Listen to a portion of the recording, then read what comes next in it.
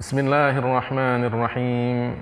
Assalamualaikum warahmatullahi wabarakatuh.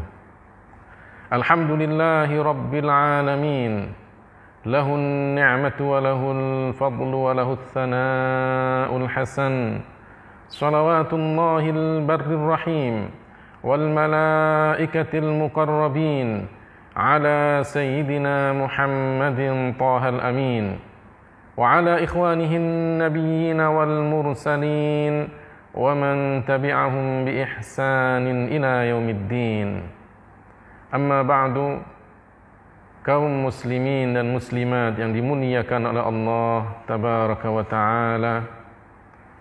Di dalam Al-Quran, Allah subhanahu wa ta'ala berfirman, laqad arsalna rusulana bil bayyinat.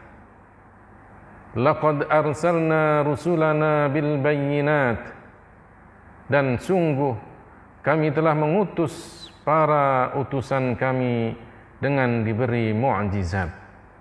Allah subhanahu wa ta'ala mengutus para nabinya, dan Allah memberikan mu'jizat kepada para nabi sebagai bukti akan kenabian mereka, sebagai bukti bahwa mereka adalah utusan Allah subhanahu wa ta'ala. Mu'jizat adalah perkara yang luar biasa, muncul dari seseorang yang mengaku dirinya nabi sebagai bukti kenabiannya, dan mu'jizat tidak bisa ditandingi.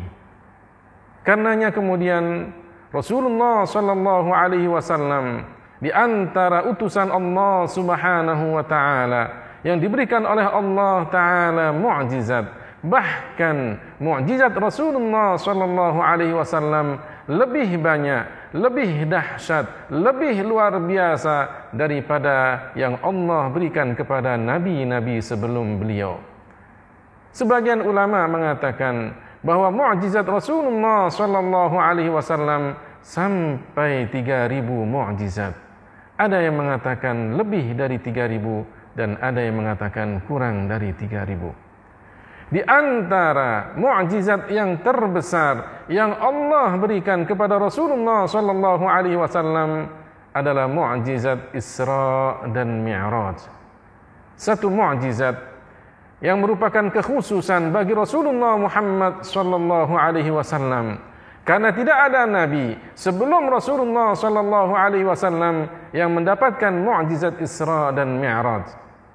Nabi Idris diangkat oleh Allah Ta'ala ke langit dalam beberapa waktu lamanya, tapi beliau pun turun ke bumi dan meninggal dunia di bumi. Nabi Isa yang sekarang berada di langit pun juga diangkat oleh Allah Subhanahu wa Ta'ala, dan kelak beliau pun akan turun ke bumi. Tapi bukan berarti Nabi Idris dan Nabi Isa telah melakukan perjalanan Mi'raj. Tidak ada seorang nabi yang melakukan perjalanan Mi'raj sebagaimana yang dilakukan oleh Rasulullah sallallahu alaihi wasallam. Karenanya mukjizat Isra dan Mi'raj khusus hanya bagi baginda kita Nabi besar Muhammad sallallahu alaihi wasallam.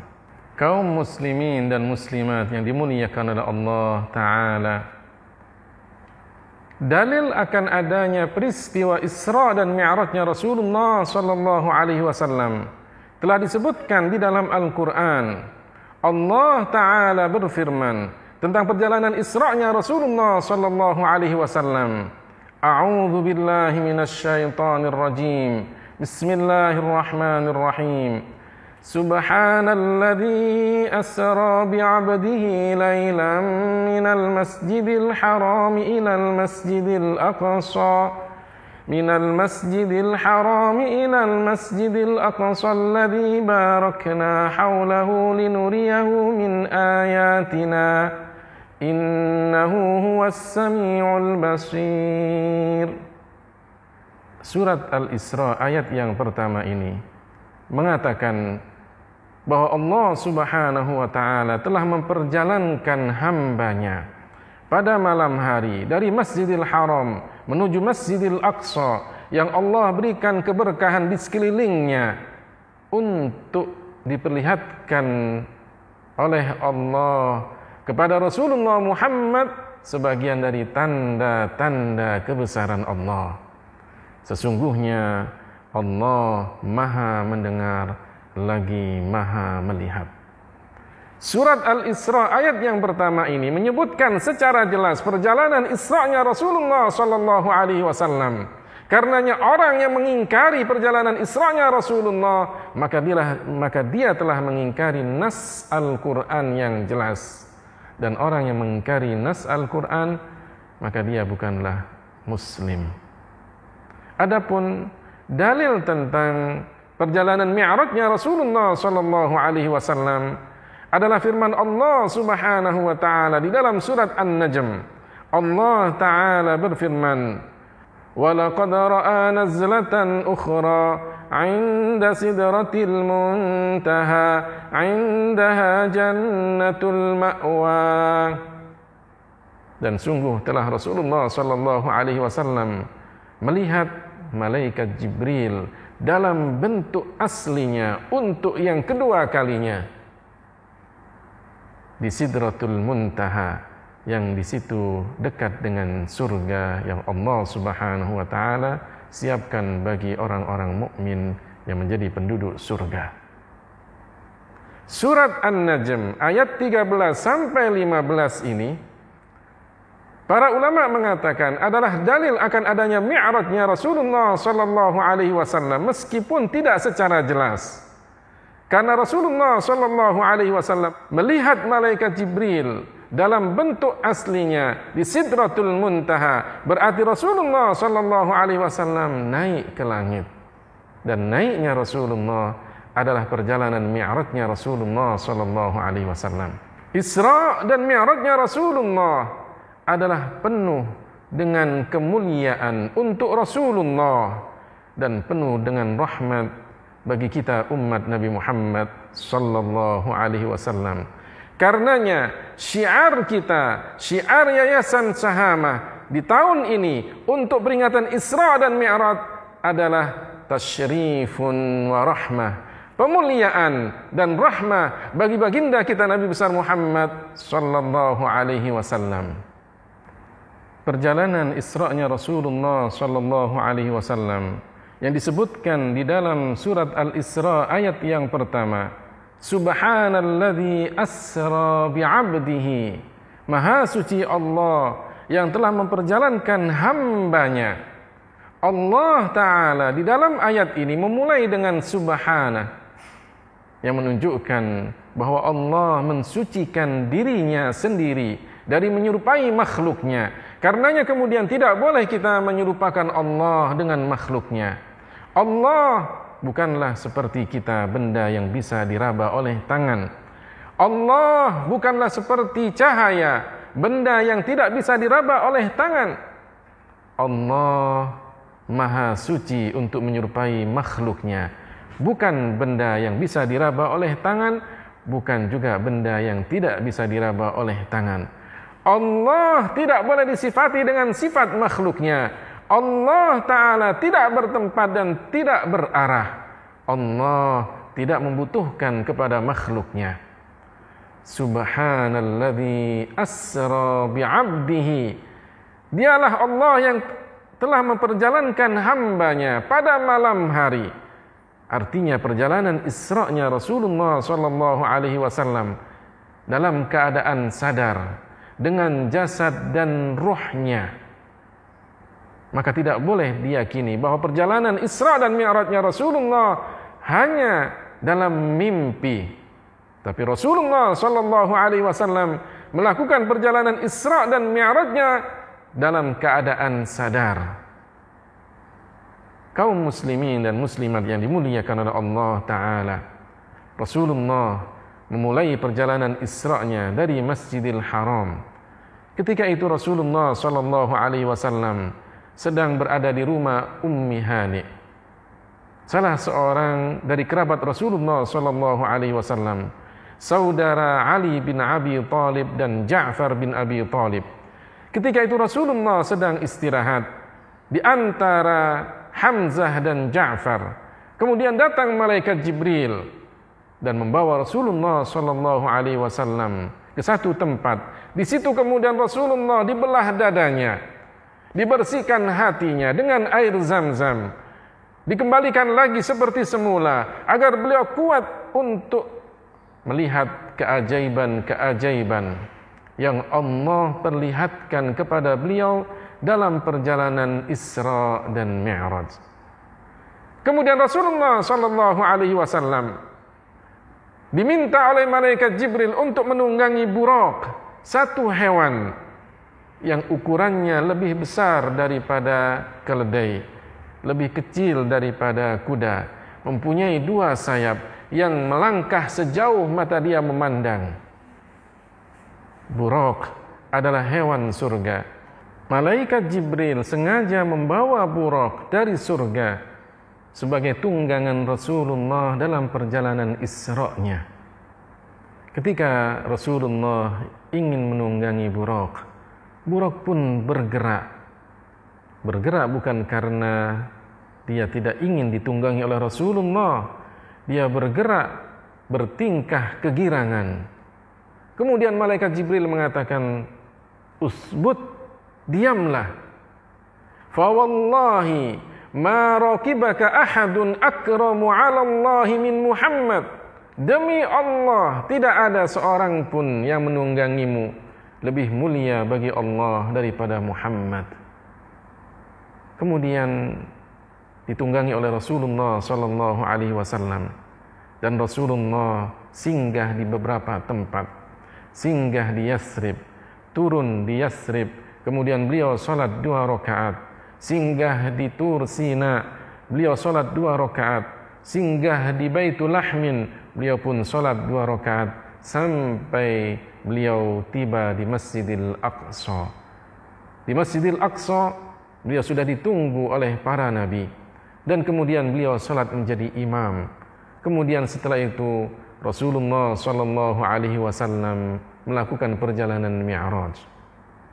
Dalam perjalanan Mi'raj tidak lagi Rasulullah sallallahu alaihi wasallam menunggangi Buraq, tapi kemudian diturunkan kepada beliau, disiapkan tangga yang terbuat dari emas dan perak. Anak tangga pertama dari emas, anak tangga kedua dari perak, begitu seterusnya.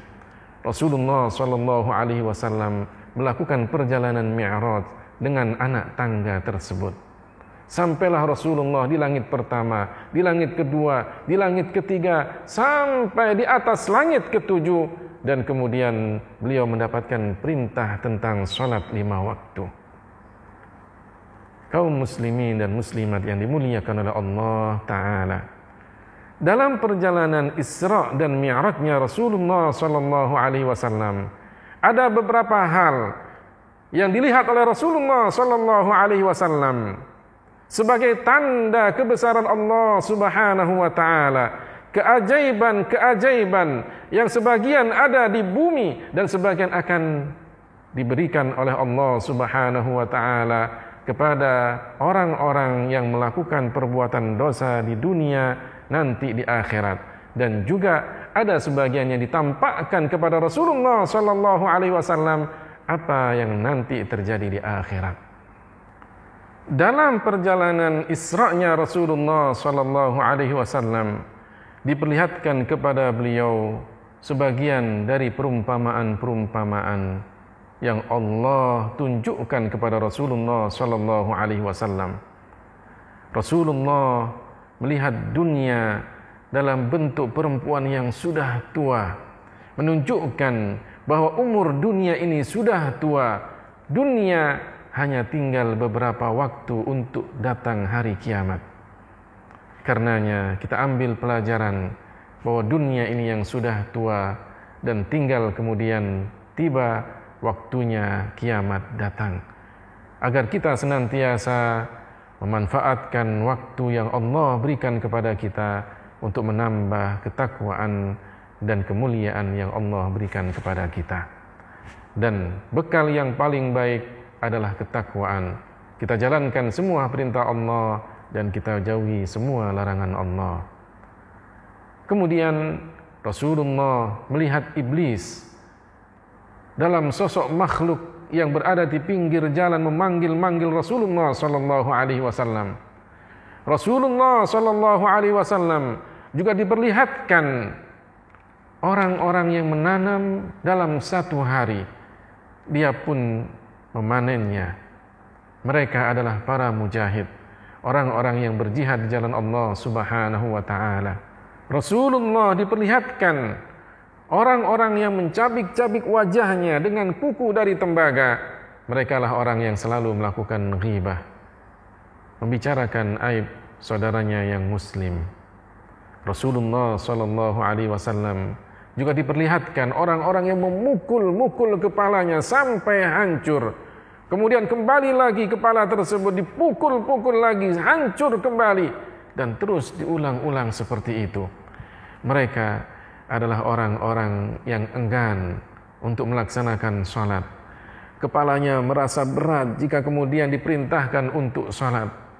Rasulullah sallallahu alaihi wasallam juga diperlihatkan orang-orang yang berebut daging yang sudah busuk, padahal di samping mereka ada daging yang segar, yang lezat. Mereka lah orang-orang yang melakukan perbuatan zina di dunia. Rasulullah sallallahu alaihi wasallam juga diperlihatkan satu kuburan yang ketika itu Rasulullah berjalan dan mencium bau harum dari kuburan tersebut. Rasulullah sallallahu alaihi wasallam bertanya kepada malaikat Jibril, kuburan siapakah itu? Maka kemudian malaikat Jibril mengatakan, itulah kuburan Masyitah, seorang perempuan yang bekerja sebagai tukang sisir putri Fir'aun. Suatu ketika sisirnya jatuh, kemudian dia ambil dengan mengucapkan Bismillah. Putri Fir'aun mendengar ucapan tersebut. Dia pun kemudian kaget dan mengatakan kepada Masyitah, si tukang sisir ini, awalaki rabbun ilahun ghairu abi.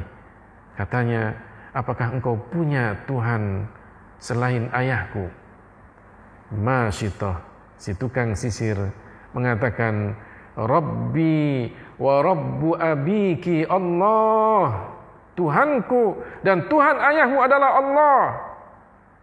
Maka putri Fir'aun pun mengadukan hal ini kepada ayahandanya, Fir'aun, seorang raja yang diktator, raja yang mengaku dirinya Tuhan, memanggil Masyitah, mengancam Masyitah agar kemudian dia keluar dari agamanya.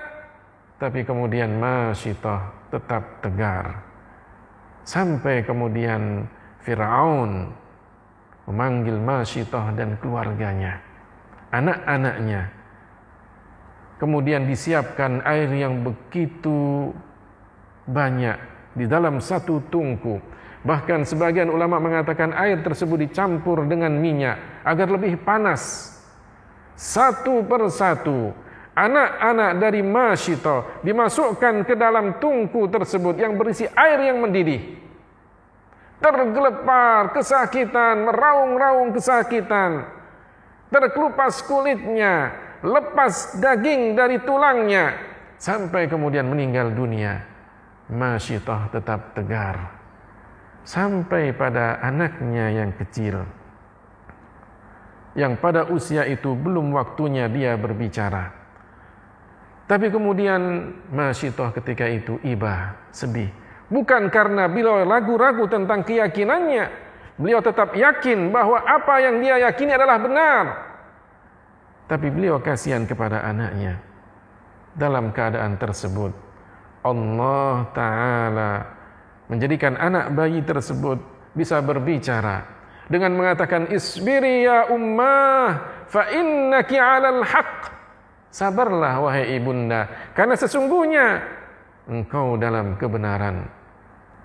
Wa inna 'adzabal akhirah asyaddu min 'dzabid dunya. Dan sesungguhnya siksaan di akhirat lebih pedih daripada siksaan di dunia. Semakin tegar Masyitah mendengarkan kata-kata anaknya. Anak yang kecil ini pun kemudian dimasukkan ke dalam air yang mendidih, meraung-raung kesakitan, terkelupas kulitnya, terpisah daging dari tulangnya. Pada akhirnya giliran Masyitah. Sebelum dia dimasukkan ke dalam air yang mendidih, beliau pun minta kepada Fir'aun agar tulang-tulangnya dan tulang-tulang anaknya dijadikan disatukan di satu tempat. Fir'aun pun mengabulkan permintaannya.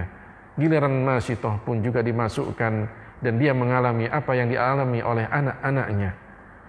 Pada akhirnya dalam perjalanan Isra'nya Rasulullah sallallahu alaihi wasallam, beliau mencium bau harum dari makam Masyitah.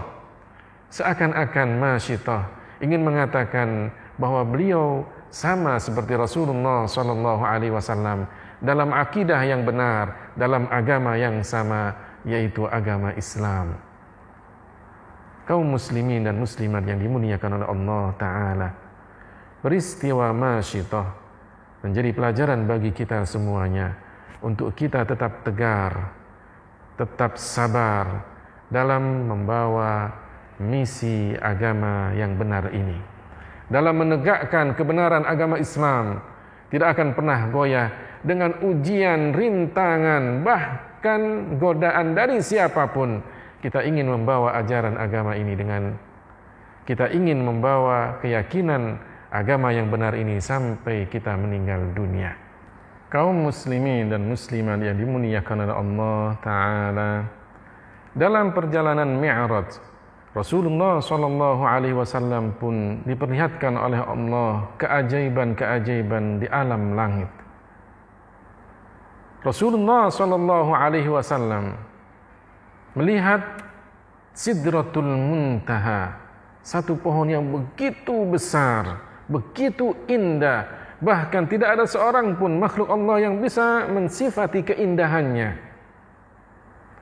Daunnya besar, buahnya besar, akarnya berada di langit ke-6, kemudian menjulang tinggi sampai ke langit ke-7.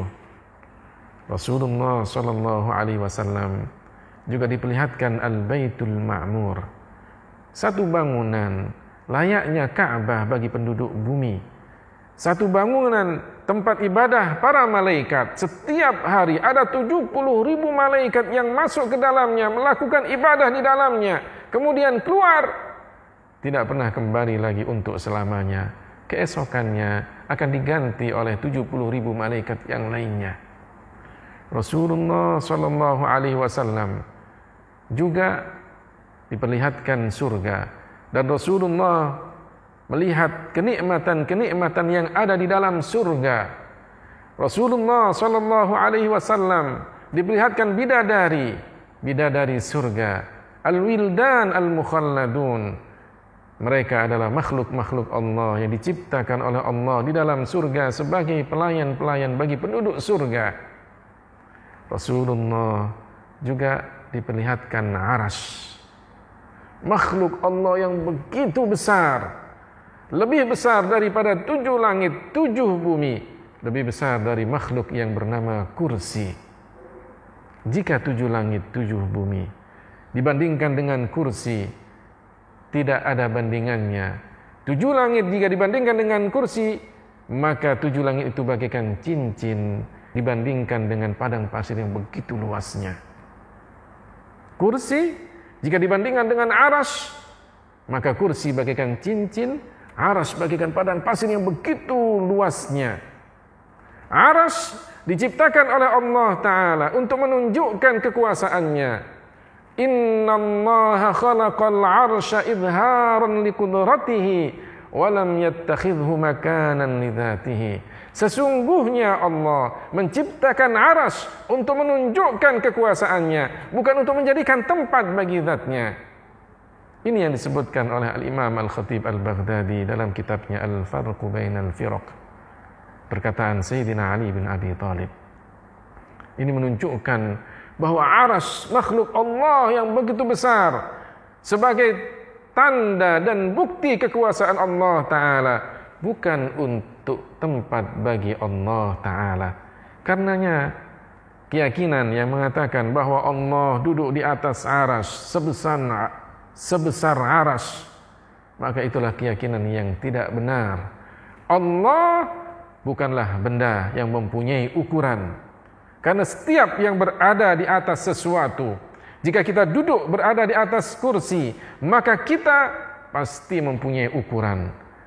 Apakah ukuran kita lebih besar daripada kursi, atau sama dengan kursi, atau lebih kecil daripada kursi? Semuanya menjadikan kita berukuran, dan setiap yang berukuran pasti butuh kepada yang menjadikannya dalam ukuran tersebut. Allah Ta'ala tidak boleh dikatakan dia duduk di atas aras, karena kalau duduk di atas aras, bersemayam di atas aras, bertempat di atas aras, maka ada 3 kemungkinan tadi. Lebih besar daripada aras, sama seukuran aras, atau lebih kecil daripada aras. Allah Ta'ala tidak berukuran, karena yang berukuran adalah makhluk. Dia butuh kepada yang menjadikannya dalam ukuran tersebut.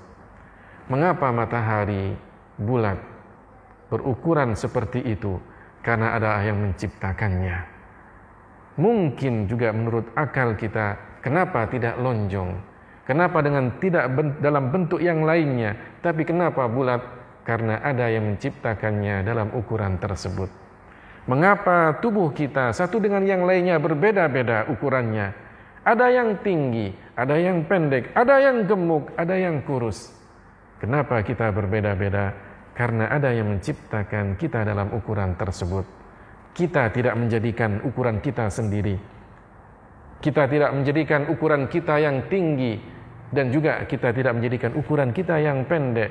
Semuanya adalah kehendak dan ciptaan Allah Subhanahu wa Ta'ala. Setiap yang berukuran pasti butuh kepada yang menjadikannya dalam ukuran tersebut. Setiap yang butuh pasti lemah, dan setiap yang lemah bukanlah Tuhan. Kaum muslimin dan muslimat yang dimuliakan oleh Allah Subhanahu wa Ta'ala. Kemudian Rasulullah Shallallahu Alaihi Wasallam sampai di satu tempat. Beliau mendengar kalam Allah, dan jangan sekali-kali diyakini bahwa tujuan Isra dan Mi'rajnya Rasulullah Shallallahu Alaihi Wasallam untuk kemudian bertemu dengan Allah yang di langit atau Allah yang berada di atas. Keyakinan seperti itu adalah keyakinan yang salah. Allah tidak bertempat. Sebelum adanya tempat, Allah sudah ada tanpa tempat. Setelah Allah menciptakan tempat, Dia tidak membutuhkan kepada makhluknya, tidak membutuhkan kepada tempat, tidak membutuhkan kepada aras, tidak membutuhkan kepada langit. Dia ada tanpa tempat, Dia ada tanpa langit, Dia ada tanpa aras. Allah Ta'ala Maha Kaya atas seluruh alam ini. Artinya Allah tidak membutuhkan kepada siapapun. Dan Allah Ta'ala tidak berubah. Yang berubah adalah makhluk. Perubahan adalah tanda terbesar yang menunjukkan bahwa sesuatu itu makhluk. Allah sebelum menciptakan tempat, Dia sudah ada tanpa tempat. Setelah menciptakan tempat, Dia tidak berubah dari yang semula. Jika kemudian dikatakan sebelum adanya tempat, Dia ada tanpa tempat, kemudian setelah menciptakan tempat, Dia berubah menjadi bertempat, maka itu adalah makhluk, bukanlah Tuhan. Allah Ta'ala yang telah berfirman di dalam Al-Quran, laisa kamitslihi syai', Dia Allah yang tidak menyerupai sesuatu pun dari makhluknya. Maka Allah jangan diyakini Dia bertempat ataupun Dia berarah. Ketika Rasulullah SAW naik dan di situ kemudian mendengar kalam Allah yang bukan suara, bukan huruf, bukan bahasa, tentang perintah salat yang tadinya 50 kali. Kemudian beliau turun sampai di langit ke-6 bertemu dengan Nabi Musa. Dan kemudian Nabi Musa bertanya apa yang diperintahkan oleh Allah kepada beliau dan umatnya. Maka kemudian Rasulullah menjelaskan salat 50 kali. Akhirnya Nabi Musa mengatakan, irji' ila rabbika fas'alhu takhfif. Kembalilah kepada tempat di mana engkau mendengar kalam Allah dan mohonlah keringanan. Dari 50 diringankan menjadi 45, diringankan menjadi 40, sampai pada akhirnya diringankan menjadi 5. Dan itulah yang kemudian perintah salat yang sekarang kita lakukan dalam sehari semalam 5 kali salat. Kaum muslimin dan muslimat yang dimuliakan oleh Allah Ta'ala, dalam perjalanan Isra dan Mi'rajnya Rasulullah SAW, kita bisa mengambil beberapa pelajaran. bagi kita Ahlus Sunnah wal Jamaah. Ada beberapa dalil yang bisa kita ambil dalam perjalanan Isra dan Mi'rajnya Rasulullah sallallahu alaihi wasallam. Di antaranya ketika Rasulullah sallallahu alaihi wasallam singgah di beberapa tempat, di Yasrib, di Tur Sina, di Baitul Lahmin, sebelum beliau kemudian sampai di Masjidil Aqsa. Bukankah kemudian Rasulullah sallallahu alaihi wasallam di situ beliau turun dan melakukan salat 2 rakaat? Padahal tempat-tempat itu disebutkan di dalam Al-Quran, alladzi barakna haulahu, yang Allah berikan keberkahan pada sekeliling tempat dari perjalanan Isra-nya Rasulullah sallallahu alaihi wasallam.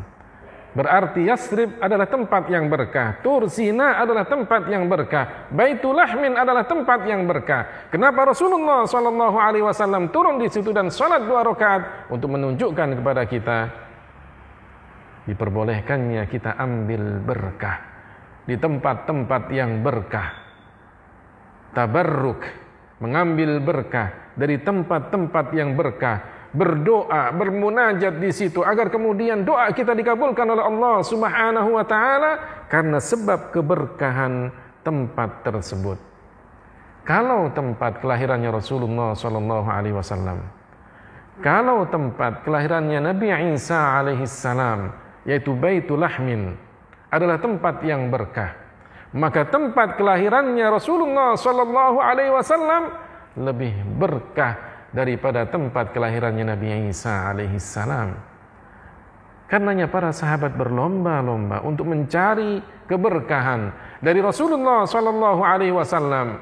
Tempat di mana Rasulullah salat, maka mereka pun juga ingin salat di situ. Tempat di mana Rasulullah pernah singgah dan duduk, maka para sahabat pun ingin duduk di situ. Inilah keberkahan yang Allah berikan kepada Rasulullah sallallahu alaihi wasallam. Dalil yang pertama yang bisa kita ambil dari perjalanan Isra dan Mi'rajnya Rasulullah, bahwa kita boleh ambil berkah. Datang ke tempat-tempat yang berkah, berdoa di situ, munajat kepada Allah, memohon agar dikabulkan apa yang menjadi hajat kita. Yang kedua, ketika Rasulullah sallallahu alaihi wasallam mencium bau harum dari makam Masyitah, seorang tukang sisir putrinya Fir'aun, dan kemudian Rasulullah sallallahu alaihi wasallam tahu tentang ceritanya, menunjukkan kepada kita dibolehkannya kita ziarah kubur. Karena seakan-akan Rasulullah ingin mengajarkan kepada kita adanya Masyitah, kemudian beliau mencium bau harum dari kuburan Masyitah, menunjukkan bahwa beliau ingin mengajarkan kepada kita umatnya bahwa disitulah ada kuburan yang berkah, ada orang yang soleh. Hendaknya kita ziarah kepada kuburan orang-orang yang soleh, karena di situ akan turun rahmat dan berkah dari Allah Ta'ala. Ziarah kubur bagi kita Ahlus Sunnah wal Jamaah dibolehkan. Bisa kita ambil dalil dari cerita tentang Masyitah, seorang perempuan yang tegar, seorang perempuan yang berani, seorang perempuan yang sabar mengemban ajaran agama Islam yang beliau yakini. Yang ketiga, ketika Rasulullah sallallahu alaihi wasallam sampai di Masjidil Aqsa, kemudian dikumpulkan para nabi dan beliau kemudian salat di depan para nabi sebagai imam, menunjukkan bahwa agama semua nabi adalah sama, yaitu agama Islam. Innad dina indallahil Islam. Sesungguhnya agama yang diridhoi oleh Allah adalah Islam. Mereka satu barisan, satu saf, satu jamaah dipimpin oleh Rasulullah sallallahu alaihi wasallam, menunjukkan bahwa mereka satu akidah, satu agama. Karenanya tidak boleh diyakini bahwa ada agama-agama langit yang 3. Katanya Islam, Yahudi dan Nasrani. Tidak benar, karena semua nabi agamanya sama, yaitu Islam. Ini dalil bagi kita Ahlus Sunnah wal Jamaah. Tidak ada yang dikatakan agama-agama samawi. Hanya satu agama samawi, yaitu Islam. Yang keempat, ketika Rasulullah SAW naik, sampai kemudian beliau mendapatkan perintah salat 50 kali. Kemudian beliau turun sampai di langit ke-6 bertemu dengan Nabi Musa. Dan kemudian Nabi Musa menyarankan kepada Rasulullah agar kemudian beliau minta keringanan kepada Allah, hingga akhirnya dari yang 50 kali diringankan sampai 5 kali. Ini menunjukkan bahwa para nabi, meskipun mereka sudah meninggal dunia, tapi masih bisa memberikan manfaat kepada orang lain yang masih hidup. Bukankah berkah dari Nabi Musa alaihissalam kita diringankan dari 50 kali salat sampai 5 kali? Karena para nabi ahya'un fi kuburihim yusallun. Para nabi hidup dalam kuburan mereka, mereka melakukan salat. Dan para nabi bisa memberikan manfaat ketika mereka hidup dan juga setelah mereka meninggal dunia. Ini artinya bahwa ketika kita bertawassul dengan para nabi, maka dibolehkan meskipun mereka sudah meninggal dunia, karena kemuliaan para nabi tidak berkurang karena setelah mereka meninggal dunia. Kemuliaan para nabi akan tetap mereka dapatkan ketika mereka hidup dan juga ketika mereka telah meninggal dunia. Keyakinan kita ketika kita bertawassul dengan para nabi, kita bertawassul dengan Rasulullah SAW, atau kita bertawassul dengan orang-orang yang soleh, maka boleh dilakukan meskipun mereka sudah meninggal dunia. Kaum muslimin dan muslimat yang dimuliakan oleh Allah Ta'ala, syiar kita adalah tasyrifun wa rahmah. Dari apa yang telah saya sampaikan tadi, menunjukkan bahwa Allah Ta'ala memperjalankan Rasulnya dalam perjalanan Isra dan Mi'rajnya, menunjukkan kemuliaan Rasulullah sallallahu alaihi wasallam. Kemuliaan Rasulullah kita ketahui ketika Rasulullah sallallahu alaihi wasallam adalah satu-satunya nabi yang melakukan perjalanan Isra dan Mi'raj. Kemuliaan Rasulullah kita ketahui dari perkataan malaikat Jibril kepada Buraq. Tidak ada yang menunggangi Buraq yang lebih mulia bagi Allah Ta'ala daripada Rasulullah Muhammad sallallahu alaihi wasallam. Ketiga, kemuliaan Rasulullah kita ketahui dari dikumpulkannya para nabi. Kemudian beliau salat di depan sebagai imam bagi para nabi, menunjukkan betapa mulianya Rasulullah sallallahu alaihi wasallam. Yang kedua, syiar kita adalah rahmah. Artinya dalam perjalanan Isra dan Mi'rajnya Rasulullah sallallahu alaihi wasallam, begitu banyak rahmat Allah Ta'ala yang Allah berikan kepada kita sebagai umat Nabi Muhammad sallallahu alaihi wasallam. Di antaranya salat yang tadinya 50 kali kemudian diringankan menjadi 5 kali, dan pahalanya tetap sebagaimana 50 kali, karena satu kebaikan Allah lipat gandakan sampai 10 kali lipat, menunjukkan begitu banyak rahmat Allah yang Allah berikan kepada kita orang-orang mukmin. Karenanya kita hanya berharap kepada Allah Ta'ala, semoga dengan peristiwa Isra dan Mi'rajnya Rasulullah sallallahu alaihi wasallam semakin menambah ketebalan iman kita kepada Rasulullah sallallahu alaihi wasallam, semakin kita yakin akan kebenaran apa yang dibawa oleh Rasulullah sallallahu alaihi wasallam. Pada akhirnya kita hanya berharap mudah-mudahan kelak kita mendapatkan surga Allah Ta'ala, dan kemudian kita dikumpulkan dengan orang yang sangat kita cintai, orang yang sangat kita rindui, baginda kita Nabi Muhammad sallallahu alaihi wasallam. Isra dan Mi'rajnya Rasulullah adalah tasyrifun wa rahmah. Itulah yang bisa saya sampaikan. Mudah-mudahan ada hikmah, ada manfaatnya. Barakallahu fikum wa ahsanallahu ilaikum. Wassalamu alaikum warahmatullahi wabarakatuh.